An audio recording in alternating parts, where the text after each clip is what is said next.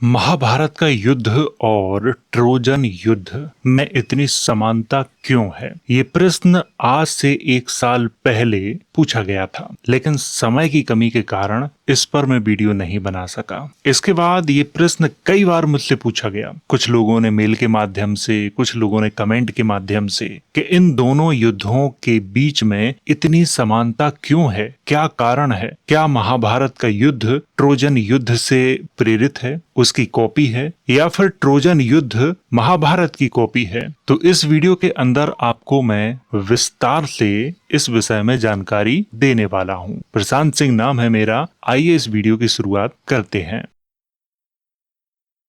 सबसे पहले मैं आपको बता देता हूं कि इस वीडियो के अंदर मैं जो जानकारी आपको देने वाला हूं वो जानकारी मैंने इनसे ली है। अगर आप पढ़ना चाहते हैं तो गूगल पर ये फ्री में उपलब्ध हैं, आप इन्हें पढ़ सकते हैं। महाभारत को हम बचपन से सुनते आ रहे हैं और उसकी कहानी लगभग सभी को याद है, लेकिन ट्रोजन युद्ध की कहानी बहुत कम लोगों को पता होगी। इस पर मैं बाद में वीडियो बनाऊंगा, तब आपको अच्छे से समझाऊंगा। इस वीडियो के अंदर मैं केवल दोनों के मध्य जो समानता है उस पर बात करने वाला हूं, ये आपको ध्यान रखना है। तो सबसे पहले बात करते हैं इस मैप की, कि मैं किस क्षेत्र की बात कर रहा हूं। इस वाले क्षेत्र की, यूनान और तुर्की। आज ये अलग अलग हैं, लेकिन उस समय 2 राज्य थे। आपको ध्यान रखना है, तुर्की भारतीय परंपरा के लिए बहुत महत्वपूर्ण है। इंद्र, वरुण, नासत्य, अश्विन कुमार के जो प्रमाण मिलते हैं एशिया माइनर से, तुर्की से, उसी के पास की घटना है ये। और ट्रोजन युद्ध को पूरी तरह से काल्पनिक नहीं कहा जा सकता, क्योंकि इसके कुछ प्रमाण तुर्की में मिलते हैं। ये आपको बहुत अच्छे से ध्यान में रखना है, और जिसके प्रमाण मिलते हैं उसके बारे में बात करनी पड़ेगी। तो इस मैप से आपको समझ में आ गया होगा कि मैं किस क्षेत्र की बात करने वाला हूं इस वीडियो के अंदर, और आपको समझ में भी आ गया होगा। सही से वीडियो की शुरुआत होती है यहाँ से। ट्रोजन युद्ध के बारे में मैं आपको थोड़ी सी जानकारी दे देता हूँ। ट्रोजन युद्ध की सबसे प्राचीन और प्रसिद्ध लिखित जो कथा है वो होमर द्वारा रचित इलियड नामक महाकाव्य में मिलती है। और सिर्फ इसी में नहीं मिलती, और भी ग्रंथ हैं उनमें भी मिलती है, लेकिन सबसे प्रसिद्ध इसी को माना जाता है। अधिकांश इतिहासकारों के अनुसार यदि यह युद्ध वास्तव में हुआ था तो वह लगभग 1200 ईसा पूर्व के आसपास यूनानियों अर्थात ग्रीकों और ट्रॉय वर्तमान तुर्की के उत्तर पश्चिमी भाग, ये आपको ध्यान में रखना है, दोबारा से नहीं दोहराऊंगा, के बीच लड़ा गया था। कह सकते हो कि तुर्की और ग्रीकों के बीच ये युद्ध लड़ा गया था, सरल भाषा में समझने के लिए। उस समय इस युद्ध का कोई समकालीन विस्तृत लिखित विवरण उपलब्ध नहीं है, अर्थात समकालीन कोई लिखित विवरण उपलब्ध नहीं है। बाद की पुस्तकों में इसका उल्लेख मिलता है। यह कथा कई पीढ़ियों तक मौखिक परंपरा के रूप में ग्रीक गायकों और कवियों द्वारा सुनाई जाती रही। लगभग 750 से 700 ईसा पूर्व के बीच यूनानी कवि होमर ने इस मौखिक परंपरा को आधार बनाकर प्राचीन यूनानी भाषा में यूनानी वर्णमाला का उपयोग करते हुए इलियड की रचना की, अर्थात जो इलियड नाम का ग्रंथ है उसे लिखा। यह ग्रंथ पूरे ट्रोजन युद्ध का इतिहास नहीं बताता है, बल्कि युद्ध के अंतिम वर्ष के लगभग 50 दिनों की घटनाओं, विशेष रूप से अकिलीस और हेक्टर के संघर्ष का वर्णन करता है, पूरे युद्ध का वर्णन नहीं करता है। तो जो लोग महाभारत को होमर के महाकाव्य से तुलना करते हैं और देखते हैं कि दोनों की कहानी एक जैसी है या नहीं है, तो दोनों की कहानी बिल्कुल अलग दिखाई देती है, लेकिन फिर भी बहुत सारी समानताएं दिखती हैं। पर आपको ये ध्यान रखना चाहिए कि उसमें पूरी कहानी नहीं है। अलग अलग परंपराओं में अलग अलग लेखकों ने अलग अलग कहानी लिखी है, तो ये कहना कि एक ही कहानी है ऐतिहासिक दृष्टि से सही नहीं होगा। इसके कुछ समय बाद लगभग 725 से 675 ईसा पूर्व के बीच होमर ने ही ओडिसी नामक दूसरा महाकाव्य लिखा। इसमें ट्रॉय के विनाश के बाद यूनानी वीर ओडिसियस की लगभग 10 वर्ष लंबी घर वापसी की यात्रा का वर्णन मिलता है। इस प्रकार इलियड और ओडिसी मिलकर ट्रोजन युद्ध की सबसे प्राचीन और महत्वपूर्ण साहित्यिक परंपरा का आधार बनते हैं। होमर के बाद लगभग 7वीं-6वीं शताब्दी ईसा पूर्व में अनेक यूनानी कवियों ने ट्रोजन युद्ध की कथा को आगे बढ़ाया। जैसा मैं अभी आपको बता चुका हूं कि अनेक लेखकों ने, अनेक कवियों ने अपने अपने अनुसार ट्रोजन युद्ध की कहानी को लिखा है। पहले मौखिक परंपरा चली आ रही थी और मौखिक परंपरा तो आप जानते हैं, जितने मुंह उतनी बातें। साइप्रिया में युद्ध के कारण एथियोपिस में अमेजन रानी और मेमन की कथा, लिटिल इलियड में ट्रोजन घोड़े तक की घटनाएं, इलियोउ परसिस में ट्रॉय के विनाश का वर्णन, नोस्तोई में यूनानी वीरों की घर वापसी और टेलेगोनी में ओडिसियस के अंतिम जीवन का वर्णन किया गया है। इन ग्रंथों के मूल रूप आज उपलब्ध नहीं हैं, बल्कि इनके केवल सारांश और कुछ उदाहरण ही बाद के लेखकों के माध्यम से सुरक्षित हैं।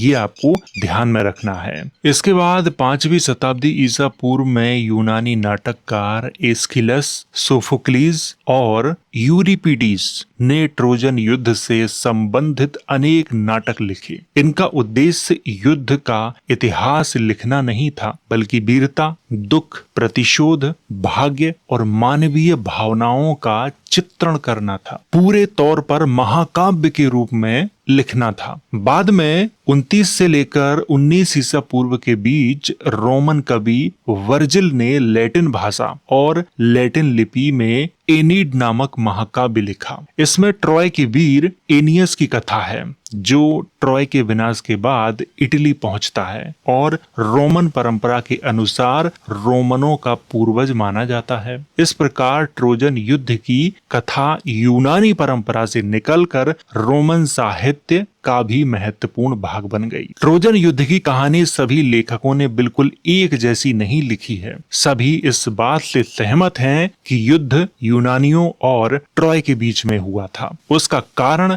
हेलेन और पेरिस का प्रसंग था तथा अंत में ट्रॉय का विनाश हुआ, लेकिन अनेक घटनाओं के विवरण अलग अलग हैं। मैं आपको बता चुका हूं कि मौखिक परंपरा का सबसे बड़ा जो दोष होता है वो यही होता है कि जितने लोग उतनी कहानियां। और महाभारत का भी प्राचीन नाम महाभारत नहीं है, जय संहिता है। ये भी आपको ध्यान में रखना है। महाभारत नाम उसे बहुत बाद में दिया गया और महाभारत में बहुत सारे जो तथ्य हैं वो बाद में जोड़े गए हैं। महाभारत की कथा भी प्रारंभ में मौखिक परंपरा के तहत ही लाई गई है, बाद में इसे लिखित रूप दिया गया है। इसे आपको अच्छे से समझना है। अब बात करते हैं दोनों के मध्य समानताओं पर। क्या क्या इनमें समानताएं हैं? पहला, दोनों में महायुद्ध। महाभारत में कुरुक्षेत्र में पांडव और कौरवों के बीच में युद्ध हुआ था। ट्रोजन युद्ध में यूनानियों और ट्रॉय के बीच में भीषण युद्ध हुआ था। पहली समानता। दूसरा कारण, स्त्री विवाद बना कारण। महाभारत में द्रौपदी के अपमान ने युद्ध की आग भड़काई थी। ट्रोजन युद्ध में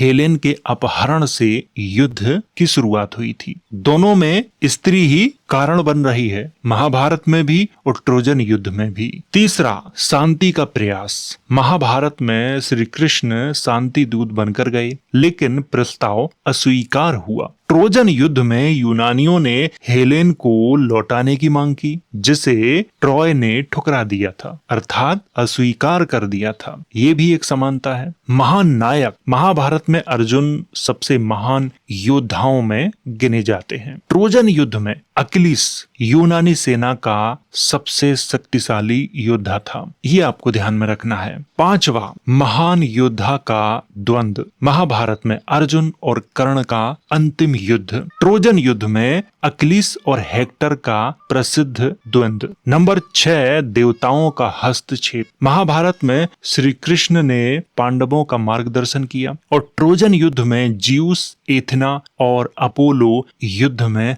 हस्तक्षेप करते हैं। ये आपको ध्यान में रखना है। यहाँ भी देवताओं का हस्तक्षेप हो रहा है। नंबर 7, मित्र की मृत्यु से क्रोध।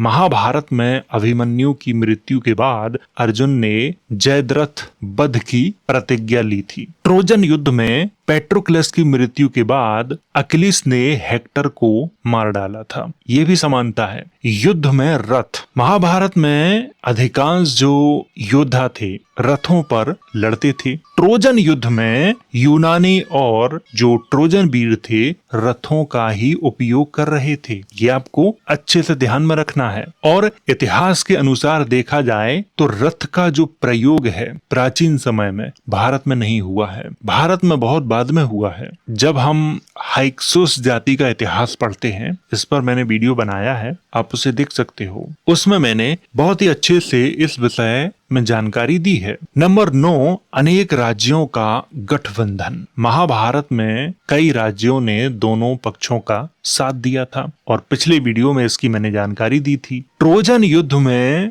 यूनान के अनेक राज्यों ने मिलकर ट्रॉय पर आक्रमण किया था। यहाँ भी समानता है। युद्ध के बाद विनाश, महाभारत में कुरु वंश लगभग समाप्त हो गया था। ट्रोजन युद्ध में ट्रॉय नगर पूरी तरह नष्ट हो गया था। 11, युद्ध से पहले सभा, महाभारत में हस्तिनापुर में कई बार सभा हुई जहां युद्ध टालने पर चर्चा हुई। और ट्रोजन युद्ध में यूनानी राजाओं ने युद्ध की रणनीति बनाने के लिए परिषद बुलाई थी। यहाँ भी चर्चा हुई थी, युद्ध करने और ना करने का निर्णय लिया गया था। आप उस बुक को पढ़ सकते हो, फ्री में उपलब्ध है। तो यहाँ भी समानता है। नंबर 12, वृद्ध सलाहकार, महाभारत में भीष्म और विदुर ने कई बार शांति और नीति की सलाह दी। ट्रोजन युद्ध में नेस्टर ने यूनानी राजाओं को बुद्धिमानी से मार्गदर्शन किया। यहाँ भी वही है, जो वृद्ध लोग थे उन्होंने सलाह दी। नंबर 13, युद्ध के नियम, महाभारत में सूर्यास्त के बाद युद्ध रोक दिया जाता था। ट्रोजन युद्ध में कई अवसरों पर योद्धाओं के बीच एकल द्वंद्व के नियम अपनाए गए थे।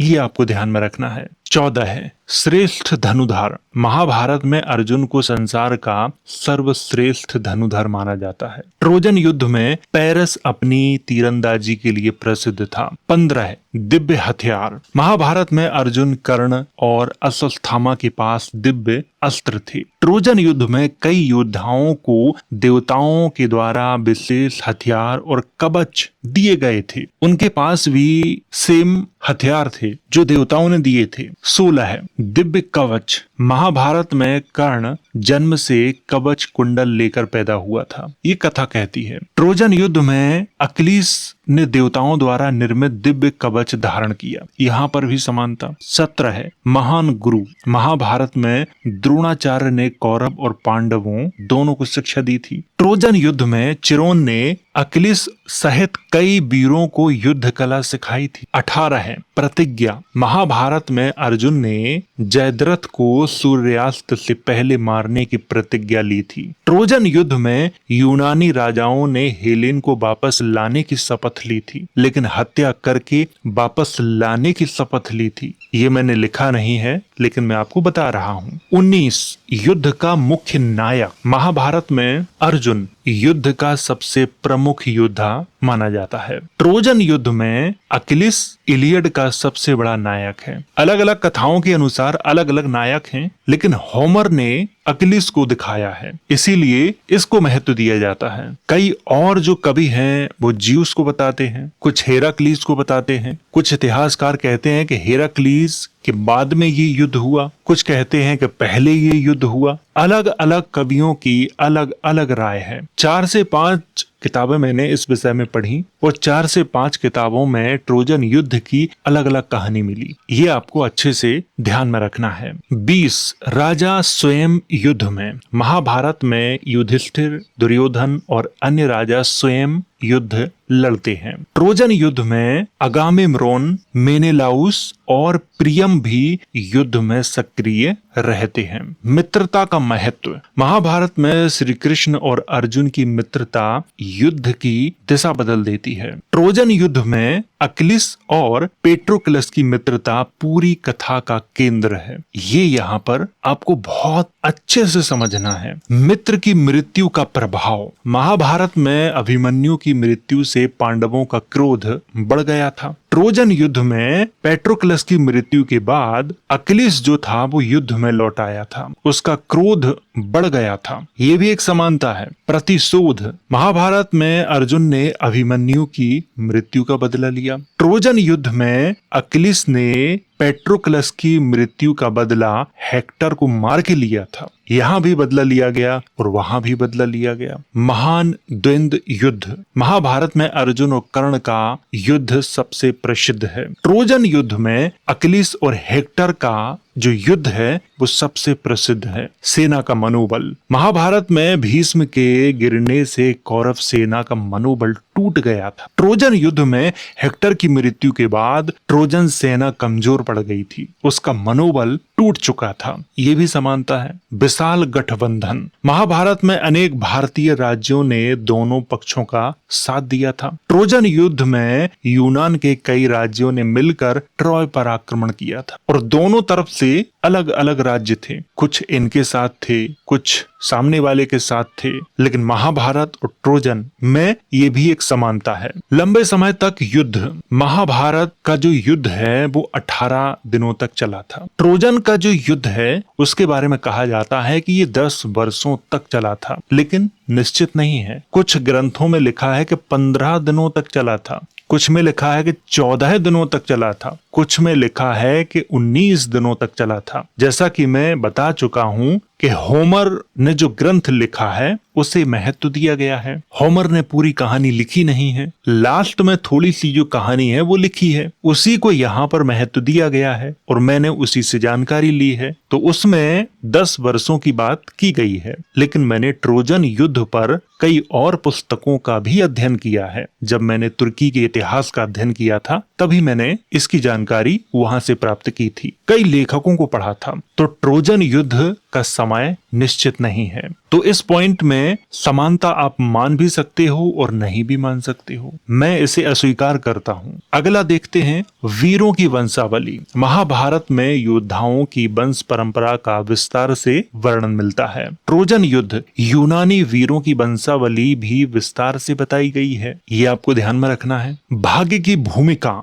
महाभारत में कई घटनाओं को नियति का परिणाम बताया गया है। ट्रोजन युद्ध में यूनानी परंपरा में भाग्य को अटल माना गया है। अंतिम संस्कार। महाभारत में भीष्म, कर्ण और अन्य वीरों का सम्मान पूर्वक अंतिम संस्कार किया गया। ट्रोजन युद्ध में हेक्टर के शव का सम्मान पूर्वक अंतिम संस्कार किया गया। युद्ध की शुरुआत से पहले संकोच। महाभारत में अर्जुन अपने ही रिश्तेदारों को देखकर युद्ध करने से हिचकिचाने लगे थे। ट्रोजन युद्ध में हेक्टर मानता था कि युद्ध में उसकी मृत्यु हो सकती है, फिर भी वह अपने कर्तव्य के लिए युद्ध भूमि में उतरा और सामने वाले उसके दुश्मन नहीं थे, वो भी अपने ही थे, ऐसा हेक्टर मानता था। उसके रिश्तेदार थे और यहाँ भी अर्जुन अपने रिश्तेदारों को देखकर हिचकिचाने लगे थे। और ट्रोजन युद्ध में भी यही होता है, क्योंकि हेक्टर को ये डर था कि ये हमसे अधिक योग्य योद्धा हैं, रिश्तेदार हैं, तो युद्ध में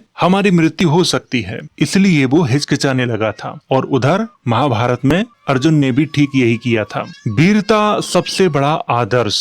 महाभारत के युद्ध में वीरता प्राप्त करना क्षत्रिय का सर्वोच्च धर्म माना गया। ट्रोजन युद्ध में यूनानी वीर अमर यश के लिए अपने प्राण तक न्यौछावर कर देते थे। यहाँ भी सेम है। माता का दुख। महाभारत में कुंती और गांधारी ने अपने पुत्रों की मृत्यु पर विलाप किया। ट्रोजन युद्ध में हेक्टर की माता हेकुबा ने उसके निधन पर गहरा शोक व्यक्त किया था। पत्नी का विलाप। महाभारत में उत्तरा ने अभिमन्यु की मृत्यु पर विलाप किया। ट्रोजन युद्ध में एंड्रोमकी ने हेक्टर की मृत्यु पर विलाप किया। छल का प्रयोग। महाभारत में द्रोणाचार्य के वध के लिए अश्वत्थामा की मृत्यु का भ्रम फैलाया गया। ट्रोजन युद्ध में ट्रोजन हॉर्स यानी लकड़ी का घोड़ा बनाकर ट्रॉय में प्रवेश किया गया। आप लोगों ने गाना सुना होगा, लकड़ी की काठी, काठी का घोड़ा। ये गाना नहीं है, प्रसिद्ध कहावत है जो यूनानियों से पूरे विश्व में फैली है, ट्रोजन युद्ध से, और ये हमारे देश में भी प्रचलित है।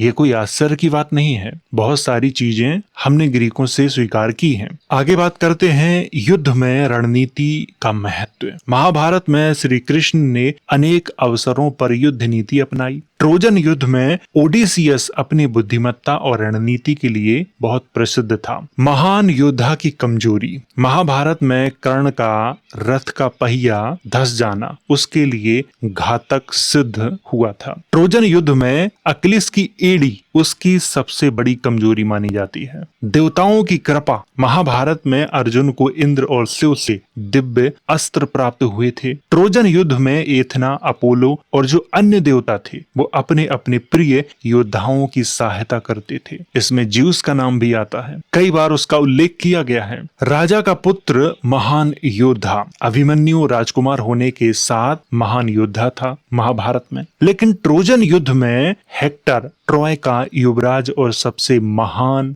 योद्धा था। युद्ध का उद्देश्य राज्य की रक्षा। महाभारत में पांडव अपने वैध राज्य को वापस प्राप्त करना चाहते थे। ट्रोजन युद्ध में ट्रोजन जो थे वो अपने नगर और राज्य की रक्षा कर रहे थे। ये भी समानता है। युद्ध से पूरे वंश का विनाश। महाभारत में कुरु वंश के अधिकांश जो राजकुमार थे वो युद्ध में मारे गए थे। ट्रोजन युद्ध में ट्रॉय का जो शाही परिवार था वो लगभग समाप्त हो गया था। युद्ध के बाद नया उत्तराधिकारी। महाभारत में परीक्षित को हस्तिनापुर का राजा बनाया गया। ट्रोजन युद्ध में ट्रॉय के पतन के बाद बचे हुए लोगों ने नए राज्य स्थापित कर लिए थे। महान योद्धाओं का सम्मान। महाभारत में भीष्म, कर्ण और द्रोण जैसे योद्धाओं का शत्रु भी सम्मान करते थे। ट्रोजन युद्ध में हेक्टर और अकिलेस दोनों को महान वीर माना गया है। युद्ध से जनता को भारी कष्ट। महाभारत में लाखों सैनिकों और परिवारों का विनाश हुआ। ट्रोजन युद्ध ट्रॉय नगर के नागरिकों को भारी तबाही झेलनी पड़ी। ये भी समानता है। धर्म और कर्तव्य। महाभारत में श्री कृष्ण ने अर्जुन को अपने कर्तव्य का पालन करने की शिक्षा दी थी।